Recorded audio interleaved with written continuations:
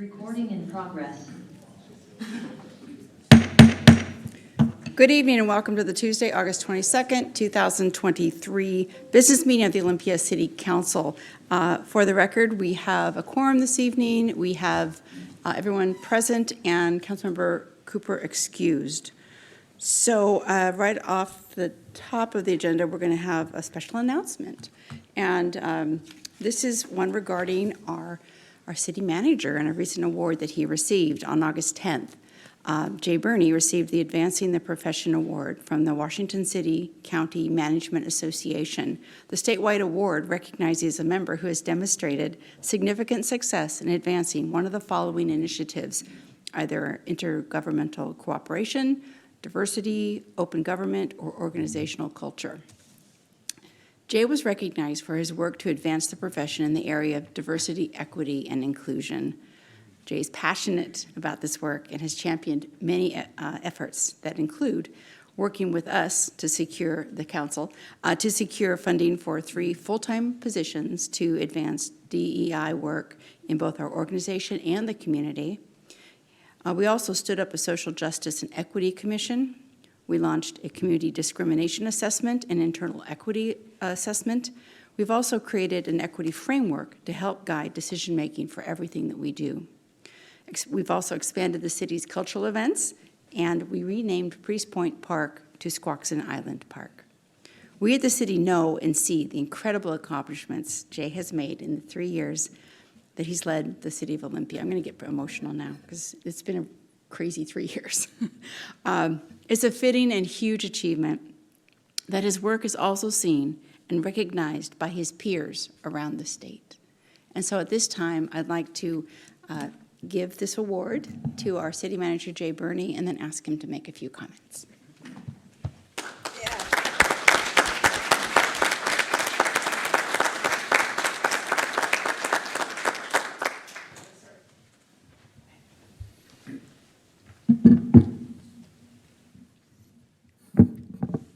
Well, thank you very much, Madam Mayor and members of the council, and thank you very much for this acknowledgement and recognition. I'm grateful to the city staff for this nomination and the work they put into it, and as the mayor said, I'm very grateful to my peers in the Washington City Management Association for this award. Although this is an individual award, it is really a recognition of the amazing work of this council and our staff who are working hard to create an environment inside our organization and for those we serve to feel a sense of belonging and that our community is safe and welcoming for everyone. That is our job as public servants. And I am so fortunate to get to work in and for a city that owns it as one of its highest values. Our work and dedication to diversity, equity, and inclusion will remain one of our highest priorities in everything we do. So thank you again for this recognition. It means a lot to me. It also means a lot to me, and I'd like to thank my family for being here tonight. Thank you. At this time, I'd love to get a photo with you and your family. Is that possible? Absolutely. All right, so anyone with the Jay Burney crew, come on up. All right. I guess, yeah, how about one with just the family and then one with all of us? That's perfect. Okay, and we'll duck. We'll not go. We promise not to photobomb. We'll be in the background. We're photobombing.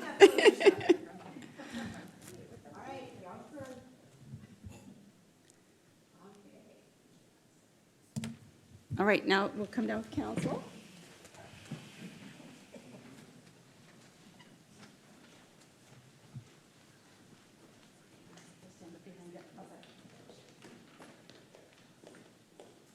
Hey, all right, crew. You know the word. All right.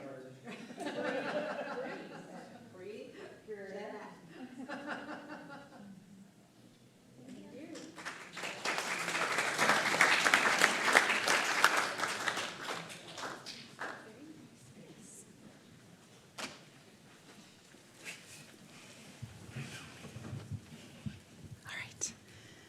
Okay, so we're going to, at this point, approve an agenda with a small change. We are pulling item 6B for further action or action in the future, and 6C will now become 6B on our agenda. Has everyone got that? All right, so now I need a motion to approve tonight's agenda. So moved. Second. All in favor, say aye. Aye.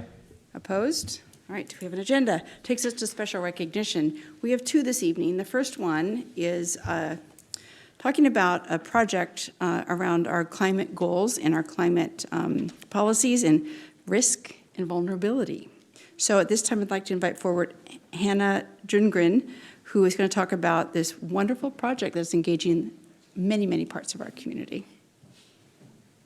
Hello, thank you for having me.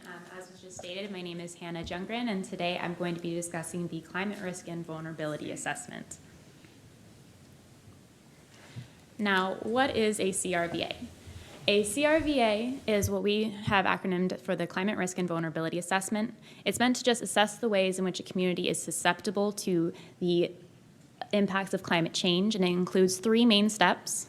The first is to identify and assess exposure to hazards caused or made worse by climate change. The second is to examine the potential impacts on the populations, systems, assets, or services that are vulnerable to these hazards. And the third is to rank the various climate-related risks according to their seriousness. Now, we partnered with an organization, ICLEI, and through various forms of research, they were able to determine the four main climate hazards that Olympia is being currently faced with and will continue to face in the upcoming future. The first is higher temperatures and more extreme heat. The second is more frequent wildfires and smoke exposure. The third is more extreme precipitation events. And the fourth is increased sea level rise and coastal flooding. Now, as I mentioned, the second step of our climate risk and vulnerability assessment is to determine impacts on these climate hazards that I just stated. Now, what is an impact? For our definition, an impact is any consequence or outcome, whether it's positive or negative. Climate change impacts various forms of our world, whether that it's the built, natural, social, or economic systems, and it can do that in very interconnected and complex ways. Now, with our climate team, we are currently working to identify these impact statements through a variety of community outreach and engagement. One of the ways that we're doing this is through our community project team. Our community project team is made up of about 15 community members and 15 internal staff members. And what they do is they meet with us both virtually and in person on a semi-regular basis to go into a little bit more in-depth research on those four climate hazards and determine which impacts we are most concerned about. We also do general community input, working with our online forum, Engage Olympia, to gather impact statements. We also utilize community events and community group meets to get very generalized forms of impact statements as well. Now, here you have a brief snippet of some of the community outreach that we've been doing. We've attended community events such as World's Oceans Day, Olympia's Strong Open House, our Eco Love Festival, as well as a city staff event. And we've also been invited to multiple workshops at Evergreen. We've participated with Avanti High School, the Kiwanis Club, the Senior Services of South Sound, and we have an upcoming workshop with Thurston Climate Action Team. It's important to note that this is just a very brief overview of some of the workshops we've done. We've reached out to numerous organizations to try and gather a very diverse audience in impact statements, but these are the ones that we've worked with thus far. Now, one of the tools that we are using to gather impact statements is our community-wide mural. We partnered with a local artist, Carrie Ziegler, who will be up in just a moment to go a little bit more in depth to create this beautiful mural. This is obviously a scaled-down version, but she created this mural and then cut it into about 200 squares. And then from these 200 squares, we're distributing those at our community outreach events, and people are able to write down what they are most concerned about for climate change. And then from these impact statements, once we've gathered all 200, we will reassemble the community mural, display it in City Hall, and then we're going to take those impact statements to help us rank what climate hazards we are most concerned about and build a more resilient programs in the future. Now, as I just stated, I'm going to allow my partner, Carrie Ziegler, to come up and just discuss a little bit more about this mural. So, Carrie, you can take the floor now. Thank you, Hannah. Hello, council members and mayor. Thank you so much for having me tonight. Again, my name is Carrie Ziegler. Lots of you have probably seen me here and other places. I recognize all of you, of course. But who recognizes this whale? Yes, so this was a project that happened, the Plastic Whale Project, about 10 years ago when I was working for Thurston County. And this whale was made out of over 9,000 plastic bags and created with 900 youth and adults in our community during the time when our 4 local jurisdictions were deciding whether or not to create an ordinance on plastic bags and to ban them. And I bring this up because during this project, which did help to move public opinion so that we did create that ordinance, council members invited me to bring the whale to council meetings, which I was unable to do because the whale was a little difficult to move. But it was, it was great to be invited because I think the story of how this project was made and how it was so inspiring and really helped people to understand the issues we were facing. And so I'm really excited today to be able to be here with Hannah and Pamela and to bring an art piece that is scaled to something that can actually easily come to City Hall. I was really excited to be invited to participate in this project because, climate change, as you are all aware, is such an increasingly challenging problem, and one of the issues with it is that more and more people are beginning to experience climate anxiety and climate grief. And one of the things that I've found with art is that it really can help us to move through some of those difficult emotions. And so I'm excited to be able to be a part of this, and that the people who have been involved in creating these statements will be able to come and see what other people have written and hopefully help them to know that they are not alone in their concerns. So thank you very much. Thank you. And next. Perfect. Thank you, Carrie. So here you have an example of some of our community project team members, both, again, city staff and community members working on the community mural. This is just one of many examples that we have of the work that we've done. From these community impact statements, we have learned a lot. We've learned that community members are most concerned about public health as well as well-being and the environmental impacts that these climate hazards can have. And here you can see an example of an impact statement that we received.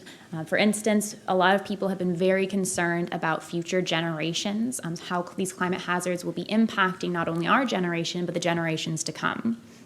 In the next slide, you can see some examples of other impact statements we've received, people focusing on things like reduced snowpacks as well as ocean acidification.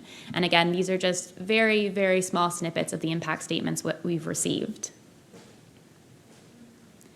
Now, as I've been going over all of these impact statements, I am going to ask that our council members as well participate in this opportunity.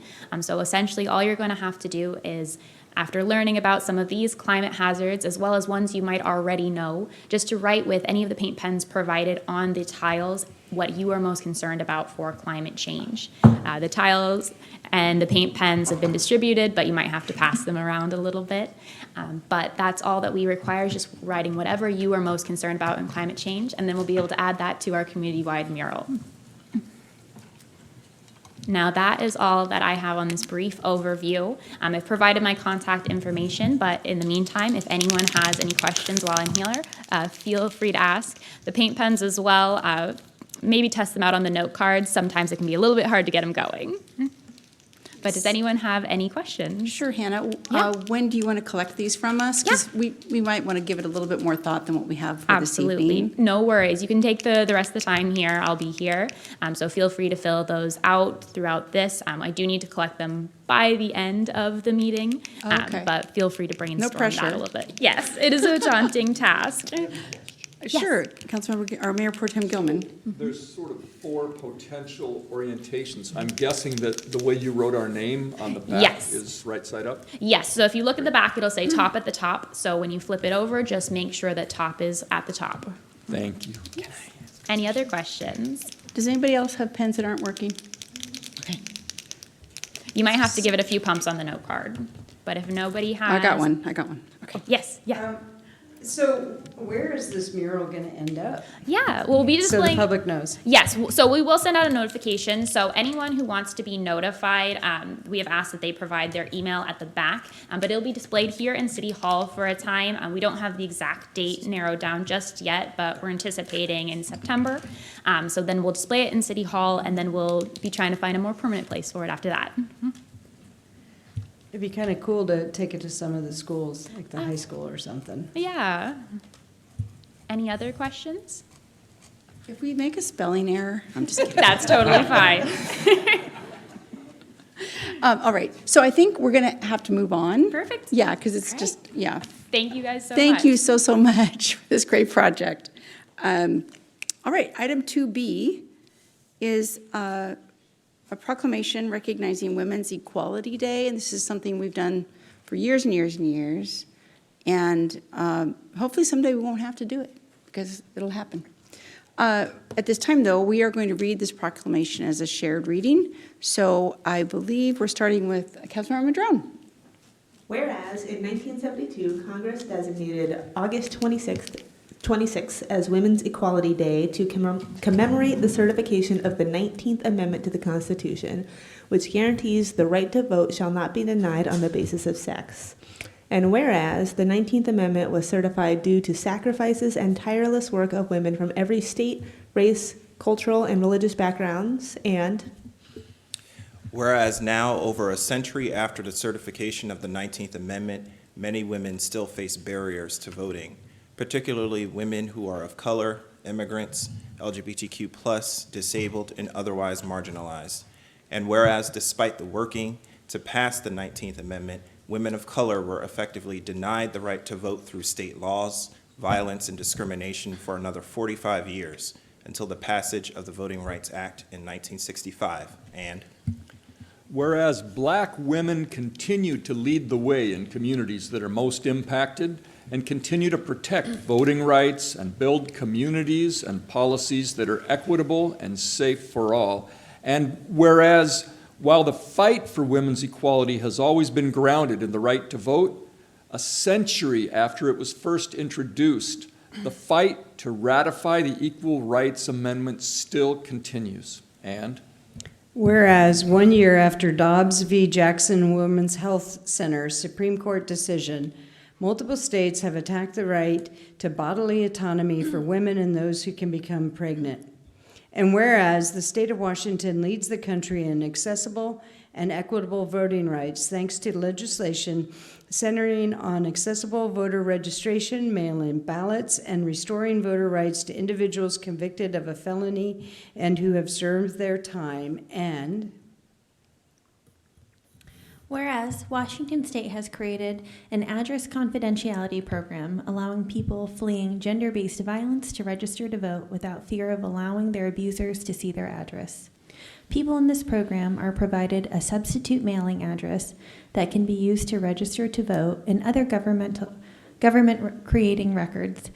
And whereas young people ages 16 and 17 can pre-register to vote, and in 2024, the law will allow a 17-year-old to vote in the presidential primary if they will turn 18 before the general election. And Whereas over 3/4 of women responding to a 2022 YWCA USA survey were united in supporting policy solutions that end gender-based violence and support local domestic violence services, and whereas paid family leave is a top priority for most women, but particularly women of color. Over 3/4 of AAPI, Indigenous and Latina women, said passing a federal paid leave law is one of their top 10 priorities for Congress.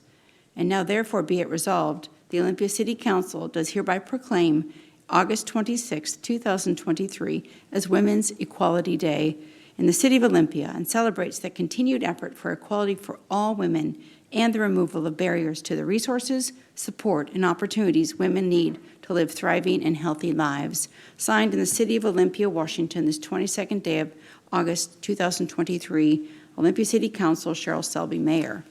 And at this time, it's my pleasure to invite forward Co-Executive Director of our YWCA, Allie Ewing, to receive the proclamation.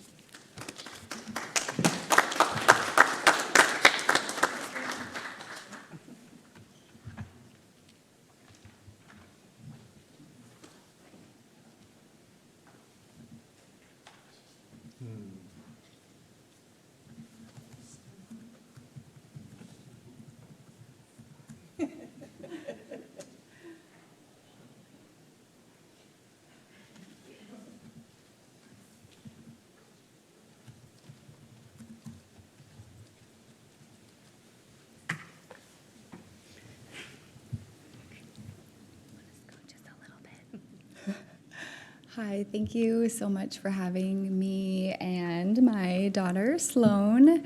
My name is Allie. My pronouns are she and her, and thank you so much for recognizing this significant day. And as I was thinking about what I might share here this evening, I felt that these words from our YWCA USA interim CEO, Alicia Rhodes, which she shared in 2021, still ring true today. She said, in this moment, what does it mean to commemorate the women's equality movement? First, it is important to lift up and honor the many Black women who have led the way to ensuring our right to vote, to not only fighting for our basic voting rights, but for critical issues like healthcare, education, and housing. From Sojourner Truth and Harriet Tubman to Mary Church Terrell and Ida B. Wells, Black women have long been at the forefront and the most beneficial impacts of Black women-led organizing and advocacy efforts that are felt by all communities. In recent memory, look no further than the incredible record voter turnout in elections held during the pandemic, much of which was led by Black women organizers and outreach, or the current fight to prevent a massive national eviction crisis, and I'll add a child care crisis as well. Time and time again, history has taught us that uplifting the leadership, expertise, and lived experiences of Black women and centering racial justice in our policy, advocacy, and organizing efforts are critical to addressing pressing issues and building a better world for all women, girls, and their families. As one of the largest and oldest women's organizations in the country, we at the YWCA know this all too well, that there is no gender justice without racial justice. And we at the YWCA of Olympia are committed to our mission of eliminating racism and sexism to advance the social, political, and economic status of all women and girls. And we acknowledge that this fight belongs to all of us in this room and beyond, and particularly those of us with positional, systemic, and identity-based privilege have the responsibility to center those most impacted so that we may all live in a just and free society. Thank you so much for acknowledging this work and for recognizing this day here this evening. Thank you, Allie, too. Thank you, and it's so nice to meet you, Sloan. Yeah. Thank you. Any comments from the dais? Councilmember Payne. Yes, thank you so much for being here and presenting the proclamation to us. But thank you so much for your leadership. And I also just, if everyone in the room could join me in a round of applause for all of the wonderful women who lead this city that are on our council and on our city staff. Yeah.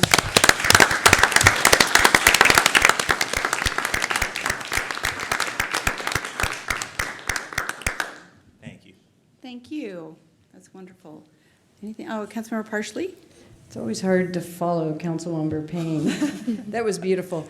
I just wanted to say I dream of a day, hopefully not 100 years from now, that our incomplete democracy will become complete when we've removed the barriers and we do no longer have to have proclamations like this. And this is taught as a history lesson in grade school.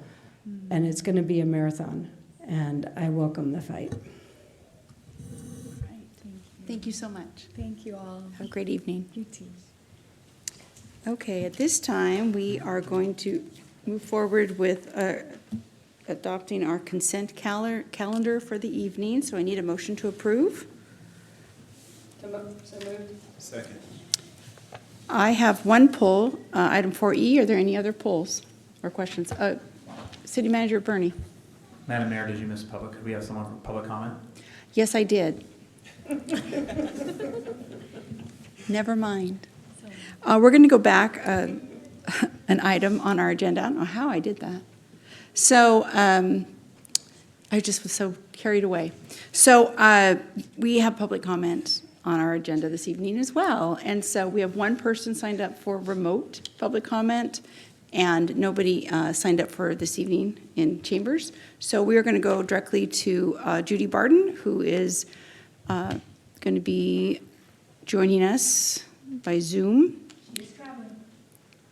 And I believe she understands the rules for public comment. We've heard from Judy many times. So we have 2 minutes in chambers, and she's going to be, I think, addressing something that's going to be on our consent calendar that we'll be talking about in a minute.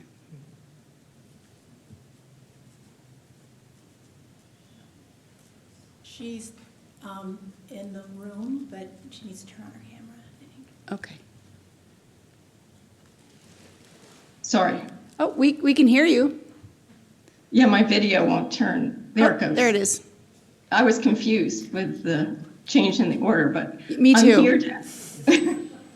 The Local Good Governance Coalition wants to thank the mayor and council members for putting a resolution on the consent calendar tonight that would update the council guidebook related to the public communication procedure for council and committee meetings. Also, thank you to the city manager for consideration of this matter. Members of the Local Good Governance Coalition, comprised of 10 community organizations, have reached out to council members to urge this update. Specifically, coalition members have asked the council to change the limit on public comment in the 45 days before or after a hearing. This revision will allow an additional window for the public to comment on matters that are subject to a hearing. Thank you for signaling that you're ready to consider rescinding this limit on public comment. We are very appreciative of your efforts to expand the opportunity for the public to have a timely voice in matters before council. Also, thank you for continuing the hybrid meetings. We find this also very helpful for those who, for various reasons, have trouble making in-person meetings. Thank you. Okay, so we are now going to move on to, I'm going to go ahead and just move on to our consent calendar adoption, because I think if there's anything to respond to, Ms. Barden's comments is included in what I'm about to do. All right. Actually, yes, so we've got a motion and a second, and then I have one poll. I'm not going to call for a vote just yet, because we're going to talk about item 4E on tonight's agenda, consent calendar, which is approval of a resolution relating to public communication at city council business and council committee meetings. And I think I jumped ahead because I was so excited to put this forward for a vote, because for 10 years total, 8 years as mayor almost, I've had to read these comments, or these guidelines for public comment every Tuesday night. And I've always kind of like, gosh, this just seems kind of like it's crazy. 45 days before or after a public hearing, you can't talk about that topic. And I never understood why, the origin of that. And so our city attorney dug back and found out, where it came from. And it was because in the past, the purpose of the council imposing rules like that at a time when land use appeals were to the council, and that practice is no longer followed. So we have a hearings examiner, which does a lot of land use approvals or appeals for us. So it doesn't relate to a lot of what we do here for as far as policy adoption on the council. So anyhow. So I just wanted to pull that for clarification, that we're not going to have those limits on public comment anymore. And I do appreciate the community members that came forward and met with our city manager about this and brought it to our attention. So, hooray. Any other questions or comments around item 4E? Councilmember Madrone. Yeah, I'm really glad that we're doing away with this rule as well, because it would come up frequently in the land use committee, and as the chair there, I would interpret that to be a council guideline and not a, committee guideline, because it's really hard to count the days, and know, what is coming up in 45 days, what has been there. But there's also, this interesting component to it where it limits public comment, people to come and speak to us, but it doesn't stop people from emailing us, calling us. And so some people had more access than others if they know a council member personally or know how to get in touch with us. So I think this makes it more equitable to do away with this rule, and just generally everybody's got more access. If the only way they know to really communicate with us is from the public comment area right over there, then I'm really excited to do away with this. And as well, I always felt it was kind of intimidating for me to, make that mention of the 45 days, because a lot of times people don't know whether they're talking about something that was a public hearing, before or after that meeting. So it makes it less intimidating to speak to us. Anybody else? All right, so we have a motion and a second to adopt tonight's consent calendar. All in favor, say aye.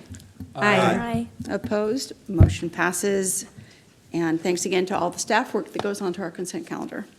Next, we have other business this evening, and that starts off with the Timberland Regional Library updates, item 6A. I can get to it here. And, there we are. So I am excited to introduce the Executive Director of the Timberland Regional Library, Cheryl Haywood. She's been before us numerous times over the years, and every time she comes to speak to us, I learn something new about our library system and how important it is for our community and for the region as well. So Cheryl, take it away. Great. Thank you so much. Mayor Selby, council members, good evening. Thank you for this opportunity to provide to you some of the highlights of the 2022 annual report, which you've received a physical copy of. And for our viewers and audience members, you can go to trl.org and see it digitized as well. As you know, Timberland Regional Library serves approximately 550,000 people in Pacific, Lewis, Grays Harbor, Mason, and Thurston counties. Mary Beth Harrington is a trustee, one of two, who's here tonight, representing Thurston County. And with me tonight as well is Carrie Martin, our library manager, overseeing the Olympia Timberland Library and the West Olympia Timberland Library. So, before I begin, I wanted to thank all 245 staff across 29 libraries and our headquarters for their continued resilience, collaboration, and can-do-itness. So here are the highlights of 2022, based on Timberland Regional Library's 2020 to 2024 strategic direction, which we received from input from people across the 7,000 square miles in the 5 counties. So there's 3 foci. 1, focusing on local communities and increasing the library's presence in underserved communities. 2, partnering with agencies with a strong focus on equity, diversity, and inclusion. And 3rd, empowering children from birth to 5, clarifying what they need and how to provide for those needs. So, of course, I want to begin first with West Olympia, because that was a big highlight of 2022. And late in 2022, going into this year, we doubled that space. And we doubled it from 1,200 or so square feet to 2,500 square feet. And wanted to thank the city and the council for renewing that lease for another 3 years at the mall. Carrie just told me recently that every day they see more and more people in West Olympia, and we opened on Sundays starting in 2022 from 10 to 6, Monday through Sunday are the hours at the mall. So it's hard to, I'm going to share the numbers with you compared from 2021 to 2022, but the library opened up like May or something of 2021. So there was an increase of physical checkouts of 129%, because the year before it was only 30,840, and in 2022 it was 70,792. And then Overdrive checkout. So Overdrive is our downloadable ebook, e-audiobook, and access to over 3,000 e-magazines. That increased by 281% over 2021, again, because of that late start. And so right now, in 2022, there was 10,355 downloads from people on the west side downloading from West Olympia. And I'm not talking about the library itself, but in that area. There are, at the point between in 2022, there was 1,418 active library patrons on the west side. So in terms of the downtown library, the physical checkouts increased by 12%, full year over full year, 2021 to 2022. So that was, brought it up to 463,568 in 2022. So please remember that our whole collection floats amongst the 29 libraries. People have access with their Timberland card to all the 29 libraries. We have couriers who bring it into the libraries, and then we have staff who put it out in the collection. What I wanted to say is it's a great reset from the pandemic. It is not where we were in 2019. In 2019, Olympia residents checked out 624,173 physical items. In terms of Overdrive, there was an increase of 11% from 21 to 22. And so in 2022, there was 208,214 downloads with 50,254 active patrons, right? Because a lot of people mention that Olympia is their home, even if they're residing in the county. Okay. This year, we're currently finishing up our summer library program. It's a program that's for all ages. It goes from June 1st to August 31st. And I only have the statistics right now from last year, but what we do know from this year is that it's even bigger and better than last year in terms of attendance and so on. We do have 10 story trails that we began during the pandemic. And last year we had 15 story trails that we partner with hospitals and U.S. Forest Service and a whole, City of Olympia, et cetera. This year we have it at Percival Landing from August 1st to 31st in partnership with the Olympia City Parks. And the book is called Not a Monster, A Life Cycle of an Axolotl. I don't know if I said that right, but so moving on, we introduced in 2022 an initiative called Grow a Reader, which is an early literacy activity for ages birth to 6 and their caregivers, both in English and in Spanish. And Nikki McClure, we thank her for her artwork because she provided the artwork for that. It's a physical copy for the caregiver and the child to fill out their favorite books as the child ages up. We introduced iPads in the library for in-library use only late last year for people who don't have their own devices to use in the library, as I just mentioned. We expanded our library of things to include new stargazing kits, kitchen tools, plankton kits, thanks to the Pacific Shellfish Institute, and early math backpacks with a grant from the Capital STEM Alliance. We added additional fishing kits and checkout Washington kits that have free Discover passes for people to use as well. Library Card Sign-Up Month was last September. Of course, we're going to be coming up to another one next month. We issued 5,423 new library cards last September, and we also provided 6 new library card designs, which you can see in the annual report. This year, we had a contest, library card design contest from June 1st to July 15th. There are 3 winners. I happen to know them, but I can't mention them yet. They will be announced in late August because we will be meeting with the winners at their libraries. And so this is for ages birth to 5, I believe it's 6 to 12 and 13 to 18. These winners' designs will be made into library cards that we will be giving out in September for Library Card Sign-Up Month. So we're very excited to see that being made into cards. Also last year, we opened Timberland's 29th library. That's the Hawks Prairie Timberland Library in Lacey. Also what we call a Lucky Day demonstration library. It's a lucky day because you don't have to place holds on high demand items, which is what the West Olympia Timberland Library is. And it's a demonstration library demonstrating to our trustees and to the public that we need that location. And it has a 3-year lease at 8205 Martin Way. And of course, your library card is good at all 29 libraries. Expanded access hours, I think I spoke about this in the past a little bit. So expanded access hours, every time we put out a survey to people and we ask them what they want, no matter what the topic is, they always request early morning access hours and evening hours and Sunday hours in all of our libraries, and we just can't do that in terms of staffing. So we did a pilot in McCleary in 2019, called it Expanded Access Hours, which allows for 14 years of age and up to access the library from 7 a.m. to 8 p.m. daily, even though the staff are not there, including Sundays and including holidays. So you can get your card. I believe you can now get them, right, at your library. Is that right? Because you have to go, okay, because we had issues, of course, with supply chain issues, so you do have to go to a library that offers this service and show your Timberland card, and then you would get a key card like this or a fob, and then that means you can use that same key card or fob at any one of the libraries I'm about to mention, 7 a.m. to 8 p.m. daily. People are using this service to apply for jobs, homework, teachers are picking up their books for classes, et cetera, et cetera.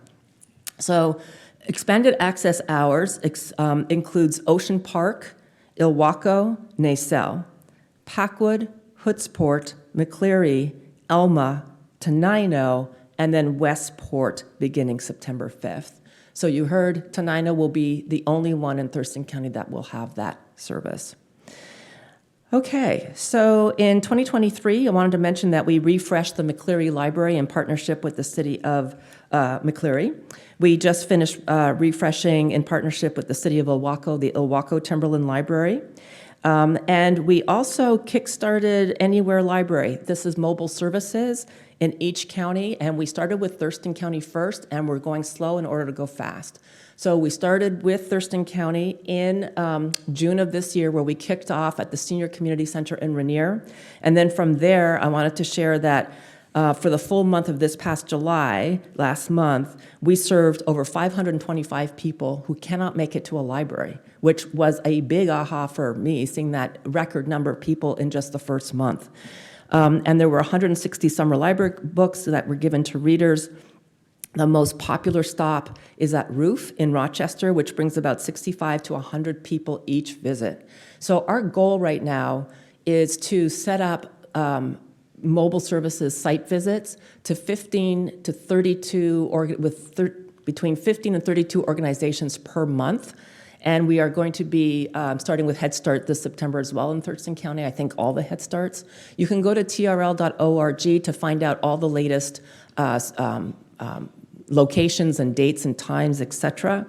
And so think about what this could mean for our whole region, our 5 counties, that if we reach 32 sites per county, that's 160 sites that are way beyond the library. People think of us as the rural libraries, and we think of going more deeply into the most remote parts of all of our counties. So we're super excited to see in a year from now what this could do and bring in terms of access of delivery, equitable access of delivery to so many more people.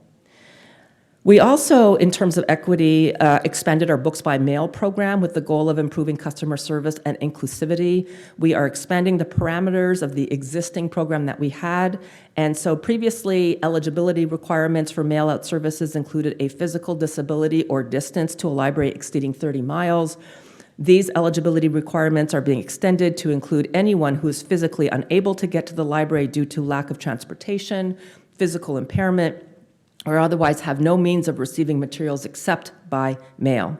So this started June 5th, and it includes return postage, allowing patrons to return their library materials at no cost, et cetera, et cetera. So I just wanted to mention this, and that the mail-out program has a 5-week checkout window to allow for mailing time and can be renewed once if there are no holds on the items. And you can find out more again at trl.org. So we also have been partnering with the Thurston County Chamber and the Nisqually Indian Tribe, where the Thurston County Chamber received a digital literacy grant from the tribe, and they created in-person trainings in partnership with WorkSource, Senior Services for South Sound, the Virgil Clarkson Senior Services, Sensory Toolhouse LLC, T3 Tribal Technology Training, Peer Olympia and DSHS, and Timberland Regional Library, and a host of other community-based organizations. and they provided digital literacy classes to 368 people in the span of 3 months. To me, this was music to my ears, because what we have seen as a library system is over the past 20 years since the internet, when we put on a class, nobody comes. When people come to us, it's one-on-one, what they would like to see and learn immediately for their own needs. So this was music to my ears to hear that they were able to successfully pull off digital literacy classes using our resources, using our online resources such as North Star Digital Literacy online, and then making sure that each one of these students also had a Timberland Regional Library card, met the staff, and know how to use that card. So I also wanted to mention that what is up next, going back to this Anywhere Library Mobile Services, Thurston County Chamber was so excited about our first month that they want to partner with us and they want to bring digital literacy games designed to increase coding literacy for students aged pre-K through 5th grade, along with our Anywhere Library. So we're very excited about that. And as a reminder, the Olympia Timberland Library has been offering teen tech tutors where teens teach digital literacy to senior citizens for the past 20 years or so, and it's on a Friday night. It's on a Friday night, right, after hours? Yeah, first and third.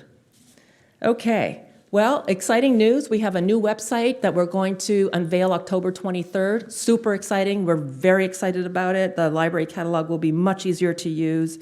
All 29 libraries continue as connection sites in the WorkSource system, and I have been appointed by the county commissioners of the 5 counties as a consortium that oversees Pac Mountain to serve on the Pac Mountain Board and the One Stop Committee, which oversees WorkSource in the 5-county region at a strategic level.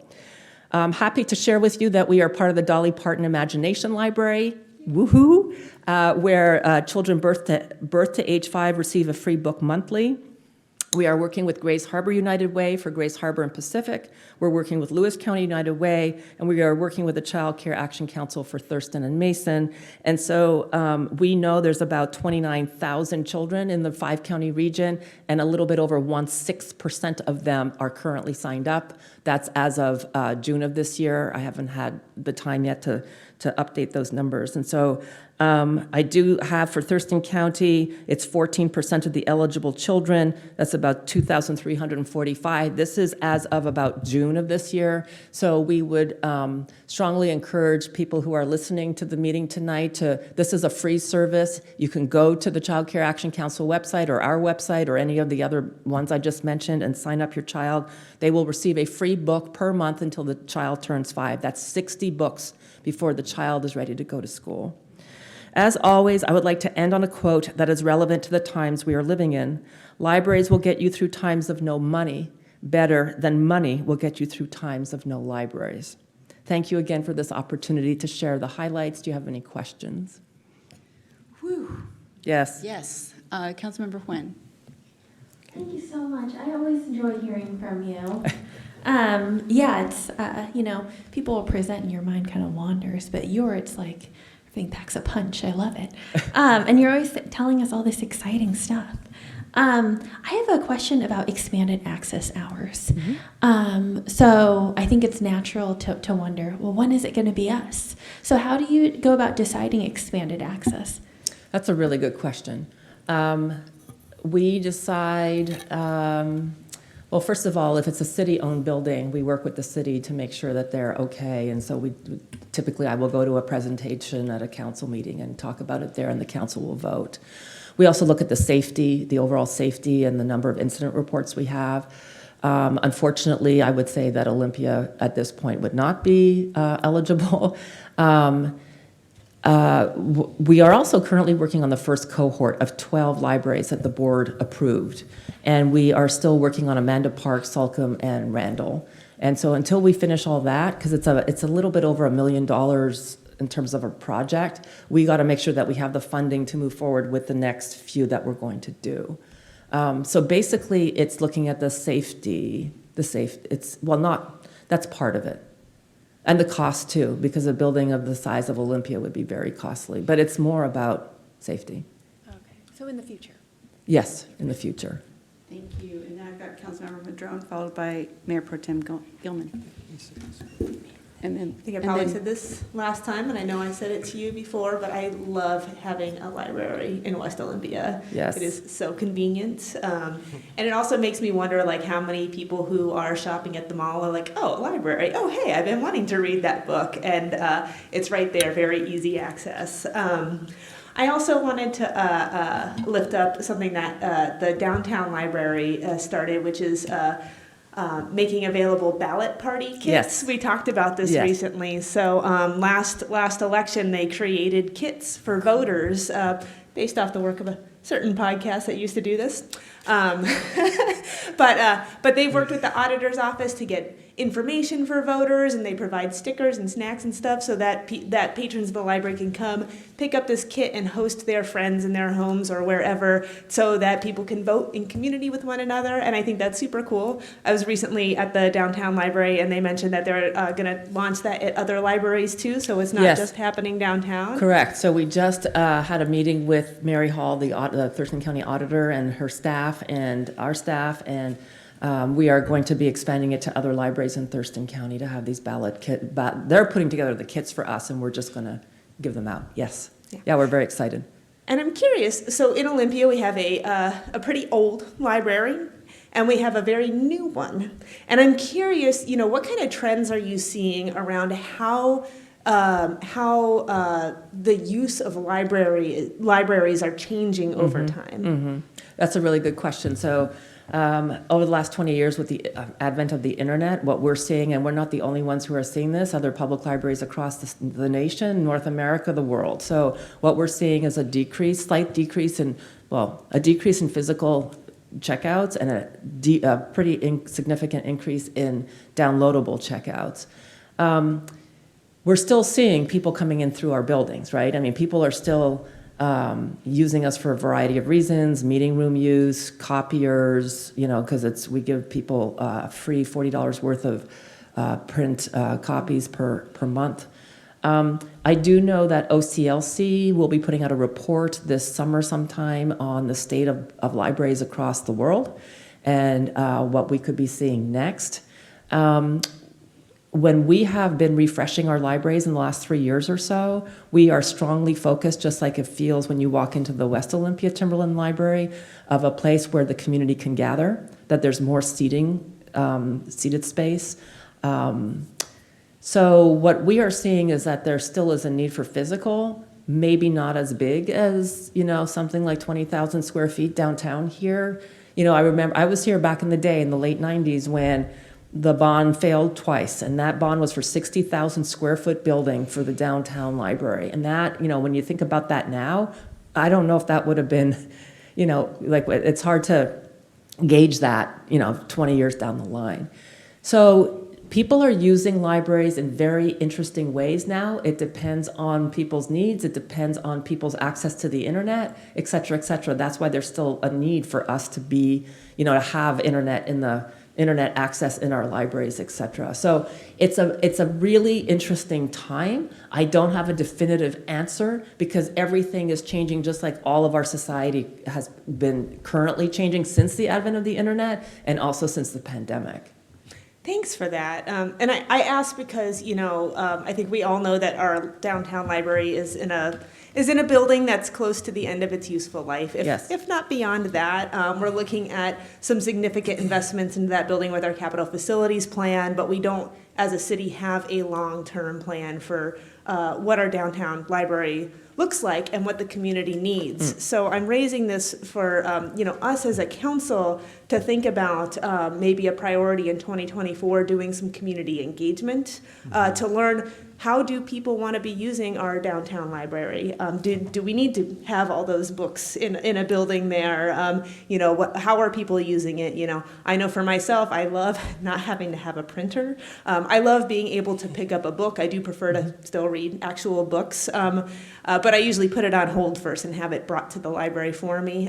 The community meeting space, but I think I think it's a good time for us to start planning on the future of what our Olympia libraries look like. The West Olympia Library, you know, what is the future of that as well? We've got a 3-year lease, but what happens after that? And so I think a conversation with our community to figure out what the future of that is so that we can start putting something in motion. Because at a certain point, that building, the downtown library building, we're putting money into it, and it's just getting older and older, and it's gonna, it's not the best situation to be in. We need to do some planning for the future. So thank you. Appreciate that. All right, I've got Mayor Pro Tem Gilman, followed by Councilmember Parsley. Thanks. I just, thank you, Councilmember Madrone. I want to follow on that, so we've talked about the buildings, access to buildings, the materials. I love the library, but I rely on and love the librarians even more. Yes. And, you know, because really it's a community, and it's the resource is in the staff as much as in the materials. Correct. So my question as we imagine, because there is sort of an inkling of what comes next for downtown, and I know it's a long ways off, but as that conversation begins, how do librarians curate information and educate consumers in a time when, you know, this is probably what Shakespeare had to live through, of just broadsides all over on the street, most of it's garbage. How do you find the gems? And you know, the North Star teaches the technical part. You're Correct. expanding access, but you're expanding access to this anarchic, giant pile of stuff. And so my question is, how does the librarian's job evolve? Because that seems like that's where I would want to start the conversation about how the new physical space is set up, is how do you help navigate and curate and make smart consumers of information? That's a really, really great question, and I'm so happy that I was a selector in my previous career. So, again, 20, 30 years of change, format change. Think about DVDs, think about videos, which we still have. We're not buying videos, but we have donations that we still keep because we have many people who can't afford that. So the changing of formats, the new formats coming out.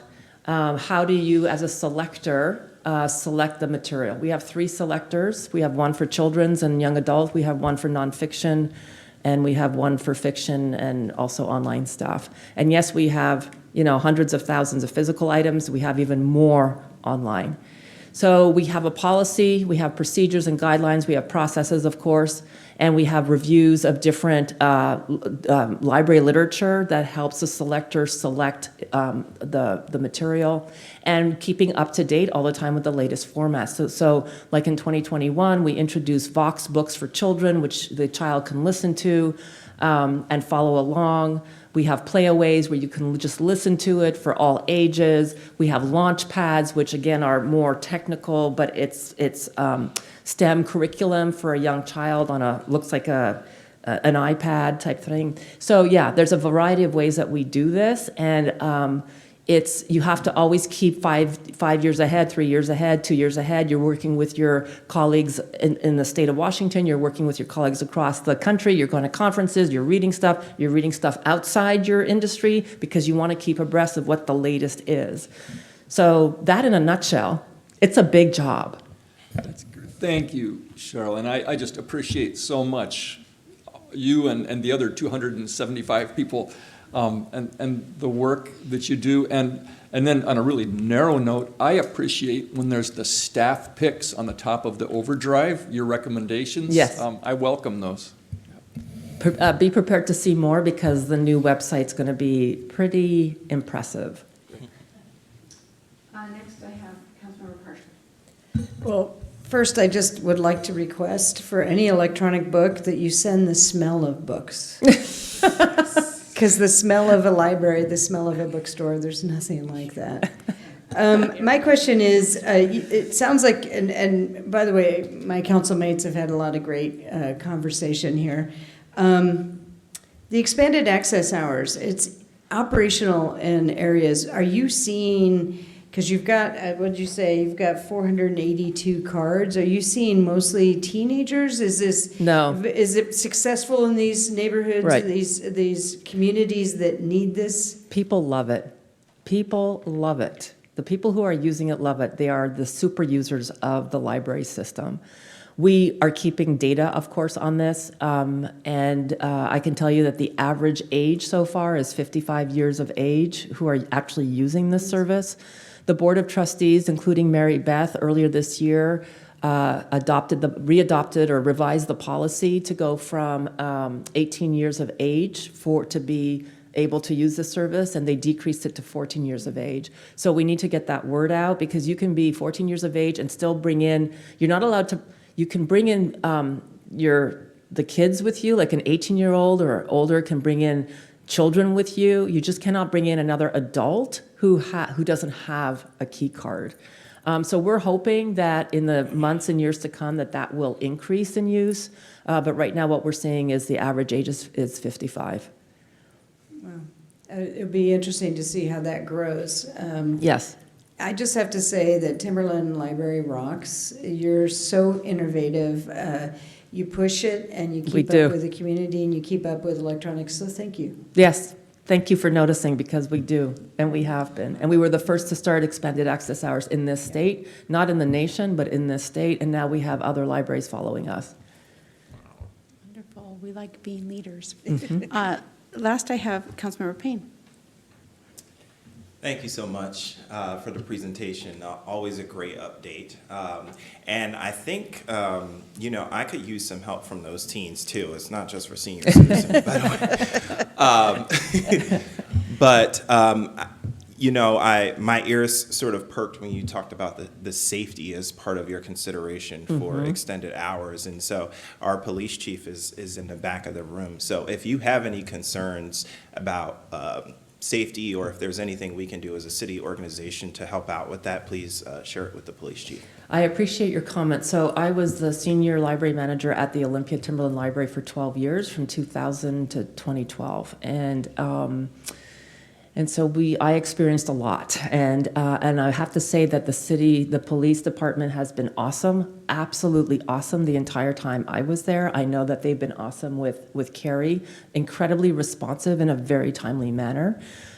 Since I became executive director in 2013, I have ensured the safety, the added extra layer of safety for staff and the public. So we develop protocols, internal protocols, so that all staff across 7,000 square miles know instantly when something happens, and they know they are empowered. We have their backs as administration. They are empowered to address whatever the egregious behavior is or the disruptive behavior is. So we are good on that. And when we need extra assistance, of course, we do call the police. We do trespass people if we need to. It could be a day, it could be a week, it could be a month, it could be a year.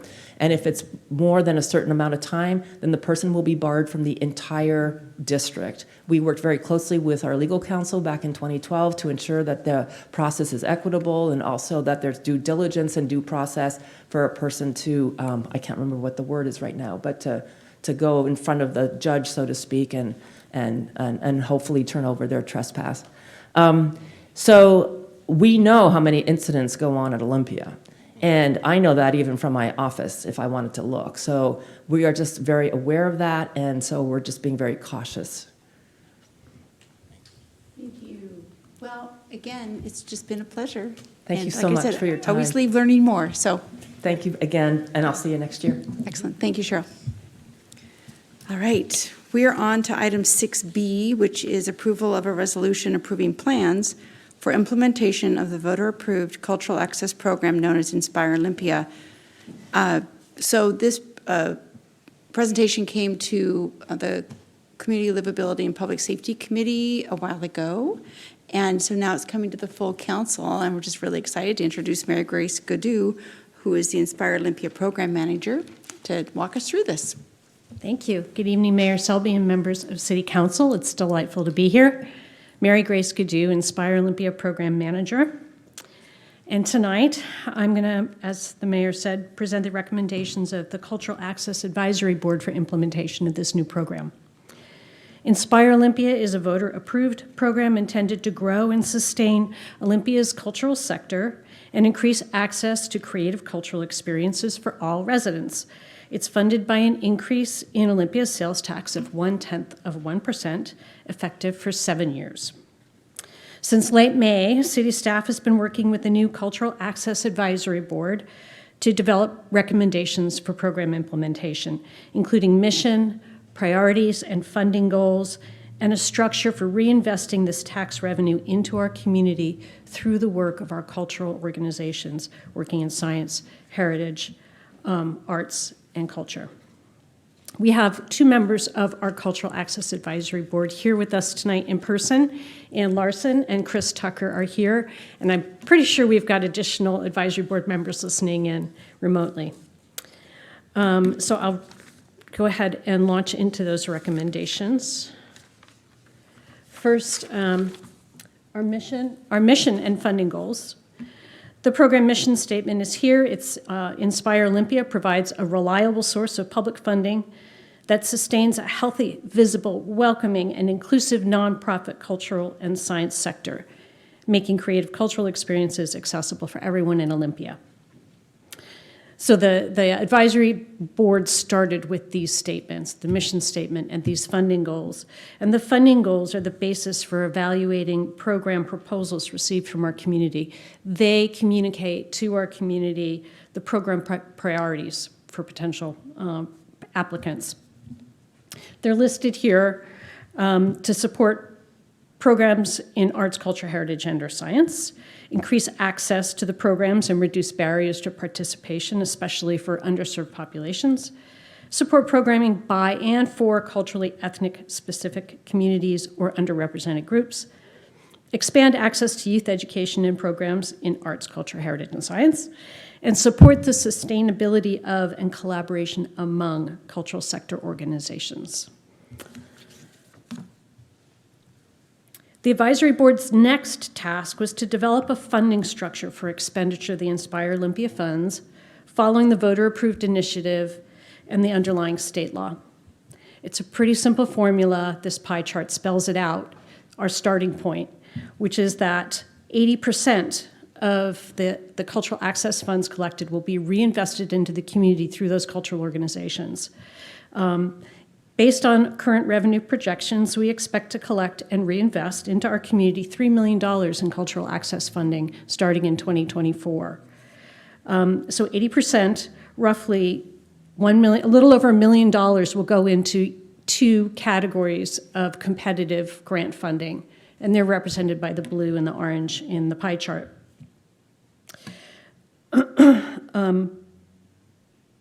We expect that contracts for services will go out to an estimated 60 to 70 programs in those 2 categories, and I'll talk about those in a second. Up to 10% of the Cultural Access Fund will be available to cover the cost of field trips. That's the yellow piece of pie up there. It'll cover all transportation costs. It's sufficient. We're pretty confident it's sufficient to cover all the busing for Olympia School District field trips. But we're also hoping to cover the program costs or fees associated with most field trips, with additional funding reserved in that category. The last 10% covers program administration. So this slide offers a more detailed look at these 2 funding categories, actually 3 funding categories, the 2 competitive categories and the field trips. And this is a lot of what our advisory boards has really spent their time on the last few months. So I'm going to start with the eligibility. In order to be eligible, cultural organizations have to be registered nonprofits. There's a little asterisk there. There's an exception. Registered nonprofits whose primary purpose is to advance or promote arts, heritage, science, or culture, and who are located in Olympia or provide a majority of their programming here. So with that as an eligibility statement, organizations can apply for, competitively apply to participate in 2 different categories. The categories really have been thoughtfully designed sort of to provide a program that's accessible, flexible, provides for accountability, right-sized to Olympia, and that place equity at the forefront. So the 2 categories are designed a little bit differently. One is the comprehensive organizational support category is really designed to strengthen and sustain existing organizations, and the other to support the growth and exploration of new organizations. The comprehensive category will generally fit larger organizations with established programs that run year-round.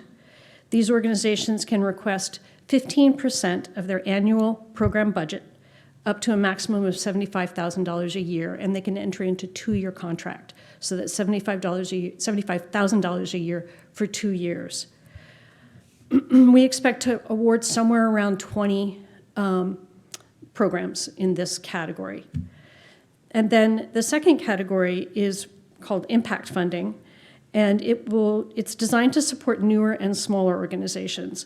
So it allows for organizations that are not nonprofits to participate if they have fiscal sponsorship from a registered nonprofit. And it allows groups to bring proposals for a single event or for a year-round program or a series of events. We expect to see about 40 awards in this category, ranging from $3,000 to $30,000. Organizations can request up to $30,000, but they have to provide a one-to-one match to their request amount. And that match can be cash and or in-kind donations and volunteer service.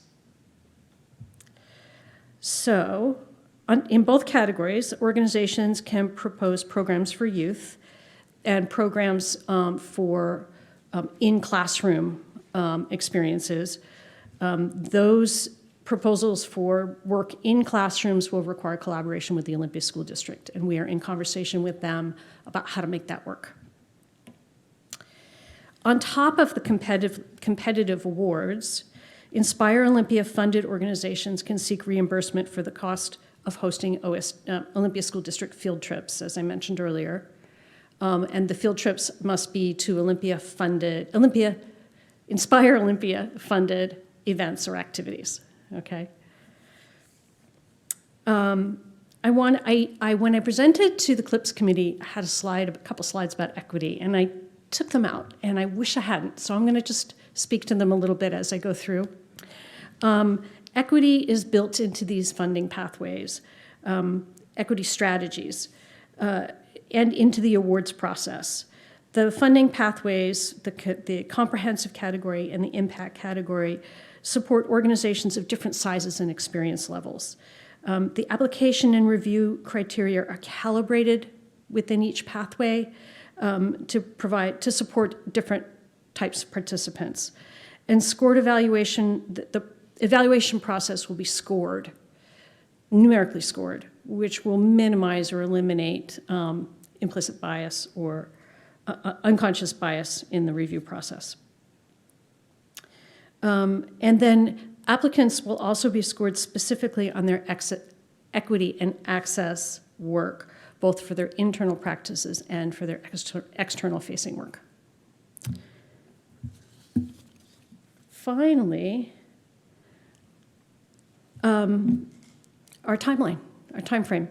Our implementation schedule calls for up to 4 months of public outreach, which is also an equity strategy. With a new program, the more time we can give the community to learn about the program, the better participation we can expect to have. Applications will be open in January. They'll be open for about 2 months, about 8 weeks, and they'll close mid-March.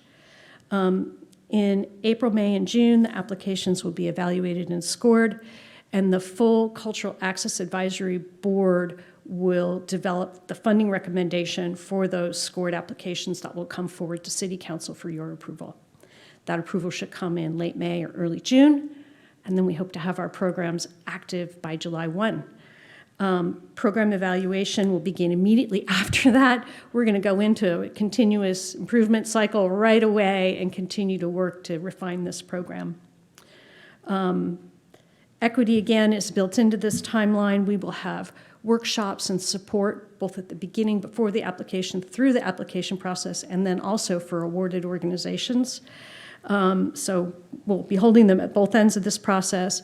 Data collection along the way will contribute to that continuous improvement and a re-examination of whether there are gaps and how we can how we can try to meet them as the program develops. And that is my presentation. I welcome your questions.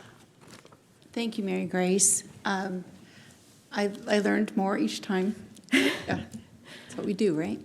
So any questions from council? Mayor Pro Tem Gilman? Probably Councilmember Partially.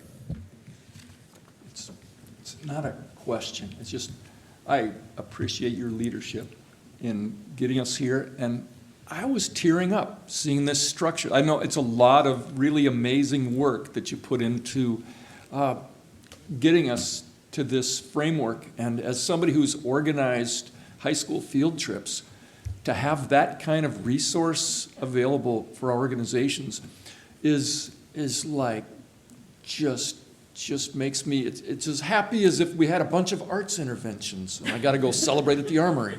Yeah. There'll be lots of those. I love this. This is great. I just have two simple questions. One is, when we're scoring, are we taking into account like the climate work besides equity as well as Oli Strong? Because if you look at Oli Strong, there's some intersection here and what the cultural access could do. And as we're scoring, is that getting into the weeds too much, or for when you're looking at grants? I think my coworker, Amelia, will correct me if I'm wrong. But at this point in the first cycle, we will not be using environmental considerations as part of our application and review criteria, but we're thinking already about what green programs look like and how we can give additional credit for green programming in the future. In year two.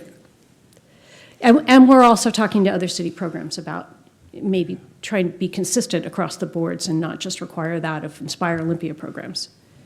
That's a good answer. Evolution, and you need to get it going. I get that. Yeah. That goes to my last question, and I think I've asked this before. Applying for grants and writing grants is tough, and I'm sure in this next 4 months, provided we pass this, there will be some educational opportunities. And is that going to be ongoing in the future years? Yes. Thank you. Easy answer. We've also purchased a software system, an interface, which we hope will be kind of like the permit portal eventually, but it's the interface that the community will use when they're coming to the city for Inspire Olympia and hopefully for other arts-related applications, including the lodging tax application. So we will have something of a consistent face for the community, and that familiarity lowers barriers. Thank you. And I just have to say, way to go. This is a big lift. And congratulations to the committee. We've got a great advisory board and terrific staff and great management support. So thank you. Councilmember Nguyen? Thank you so much for the presentation, Mary Grace. It's nice to hear it again. The CLIPS committee did get to hear it. And also thanks for the folks that are in the room that had a hand in this and how far it's come in really a short amount of time if you think about it. So really impressed, really excited. And I do wonder if the mayor, as really the driver on Inspire Olympia, would like to make a motion. Oh, yeah. Good idea. Oh, can I say a few things first? Yes. Okay. And then I think I've got someone else that's going to make the motion. I don't think I generally do make motions. But thank you. Break those rules. So I noticed something on one of the slides that I think might have been added since the CLIPS meeting, and it was making sure that there's flexibility amongst the two categories. Mm-hmm. Because my biggest fear, not my biggest fear, but what I worry about with the program is that we don't get the money out, right? I don't want there to be limits, kind of that we've put on ourselves that makes it so that organizations like that apply for one can't, if there's money left over in the other pot, that we're not, putting it all together. So I'm glad that there is flexibility, and I know this is your first year, and there will be changes. We all know that. So thanks for adding that piece in there. And Yeah, so the transportation piece was also, I had questions about it being a large amount. But it sounds like you've also added in that there's it's flexible and there's other things that can be associated with that field trip that can fit into that category. Yeah. So I'm tripping. When an Inspire Olympia funded program hosts the Olympia School District, a classroom, there's costs associated with that, the materials and the staffing and the facility time. And so they can seek reimbursement up to a certain amount. We're not quite sure how far the fund will go yet. It's going to be really interesting to see, but they can be reimbursed for that. And that's on top of their competitive grant award. So, and then the transportation reimbursement goes directly to the school district. But we're kind of rolling it all together and calling it the field trip fund because that's just a really easy and efficient way to look at it. So yeah, it's more holistic. It's a field trip and what all that entails. All right. Thank you so much. And again, any inaugural advisory group takes on a boatload of work. And so please extend our thank yous and our gratitude to your committee and to your staff as well on behalf of the council. So thank you. Will do. I think we have a motion. With gratitude to the voters and appreciation for all the people who've been involved, I would move to approve a resolution approving plans for implementation of the voter-approved cultural access program known as Inspire Olympia, consistent with the statutory requirements of RCW 36.160.110. A second? All in favor say aye. Aye. Opposed? Motion passes unanimously. Thank you.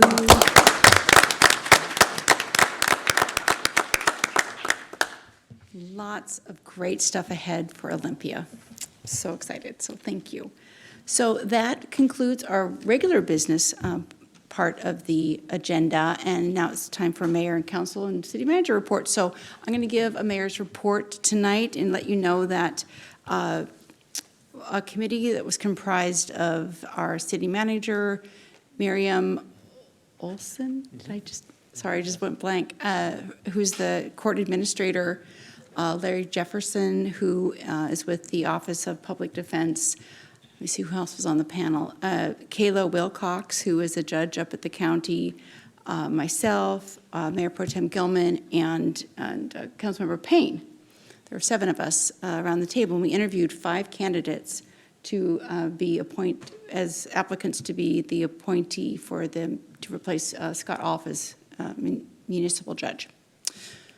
A lot of words. Anyhow, we had a really, really amazing group of applicants. It's going to be a very, very hard choice, but I wanted to let you know that we are going to be hopefully announcing who will be moving forward as the appointee. Hopefully sometime next week. We're doing some more vetting on some of the applicants, and just really pleased that we can't go wrong with any of the people that we interviewed. And it was just very gratifying that there's so many people that want to serve in that capacity and they're so well qualified. So that's my report. Are there any questions regarding that process? Next steps would be for it to come before us on September 12th for council approval, which is something that wasn't required by statute, but I felt really important that you guys have a look at it too. So, all right, Councilmember Nguyen. Just a quick comment. Thank you so much for our colleagues for doing that work and for, folks aren't worth this like Mr. Jefferson. I mean, that's a big load, even with 5 applicants. I mean, that's, it's a big decision. So I appreciate the thoroughness and the extra time. Thank you so much. It is a big, big decision. So we're going to go on to other council members' reports. I'll go to Councilmember Nguyen. Nothing to report. Please monitor the air quality and stay safe. Thank you. Councilmember Barshley.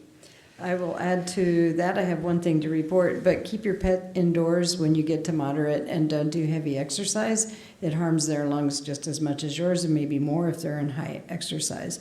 I have my favorite and the mayor's favorite lot report. I'm gonna turn off my mic. It's actually pretty short this time. I'm going to miss giving her a hard time. I've just pulled up a few things that of note. We voted on a contract for substation equipment because we just got notification that it's going to take us 3 years to get the equipment. So the contract for repair will come 3 years later. It's just sort of how things are these days. We updated our SharePoint. We are looking at replacing reclaimed water pipes because we produce over 1.5 million gallons per day, and it has to be chlorinated to a degree, safe for the environment, and that breaks the pipes down very, very quickly.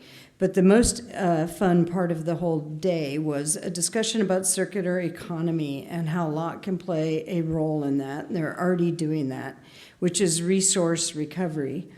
They already work on biogas. They capture most of the methane, but they do flare, and their new digesters are going to be built such that they can capture it all.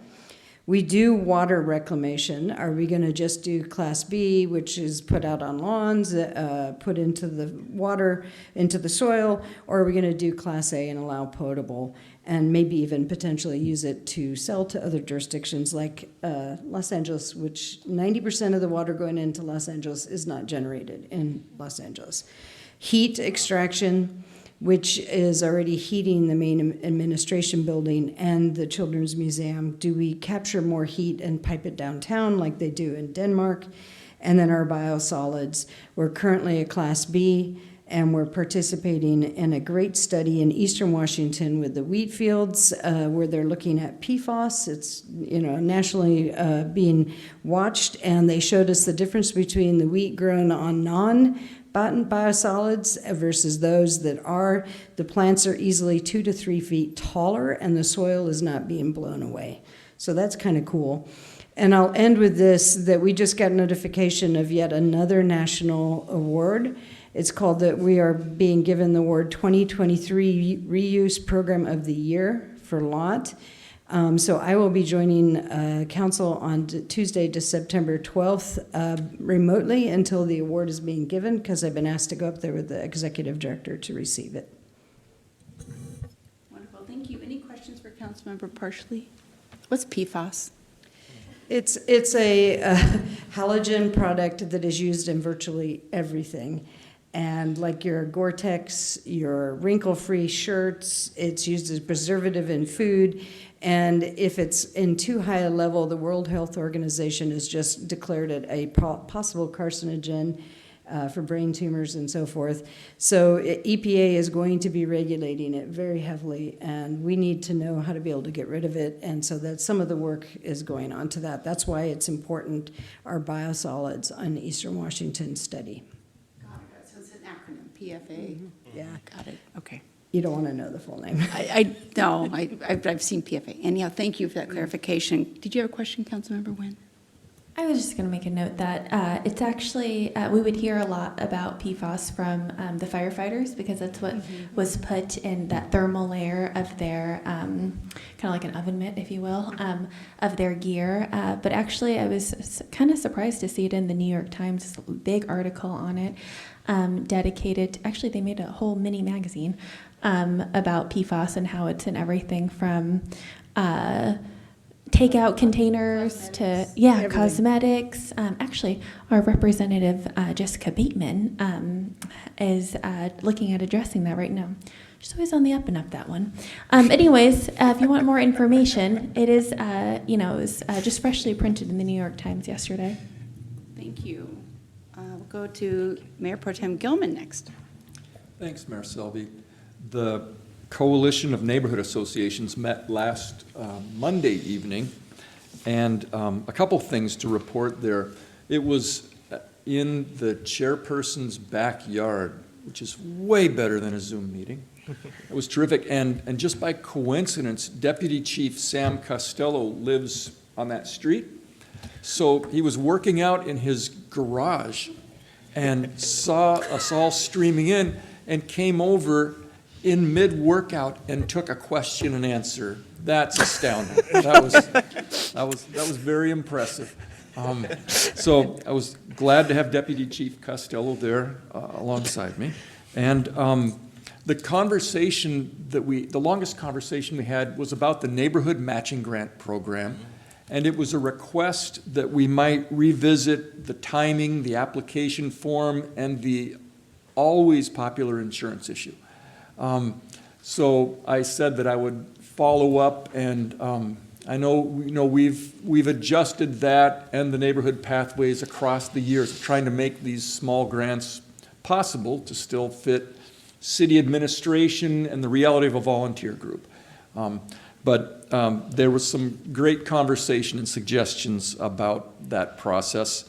And then Intercity Transit met Wednesday, and the big news is that the general manager recruitment is out on the street.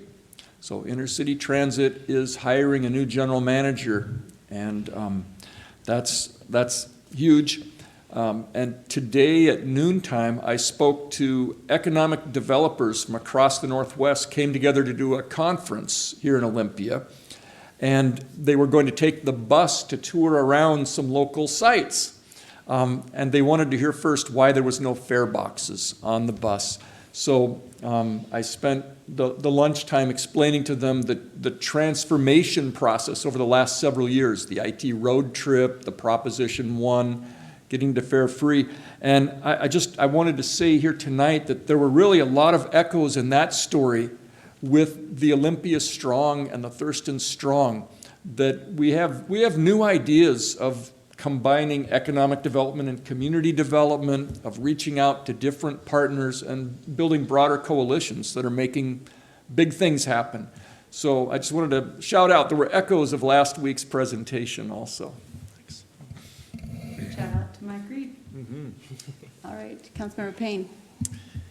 Nothing to report, but I will also add to the PFAS conversation that early on in when Congresswoman Strickland first took office, she joined several members of Congress in signing a letter to the president and to the White House in regards to PFAS and the contamination in some of our waters here in our state. So I do know that JBLM has faced some issues with it in the past, and the city of DuPont also faces some issues with contamination as well, not in the city supply, but just in general in the river nearby. So it is something that not just at the state level, but at the federal level is very much being monitored, and action is being taken.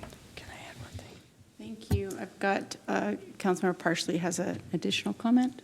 Because we've all focused on it, I just want to let everybody know that reclaimed water study showed that the amount of PFAS that ends up in the aquifers, and it was over 100-year impact, was well below any World Health Organization levels. So we were cleared by the EPA on that.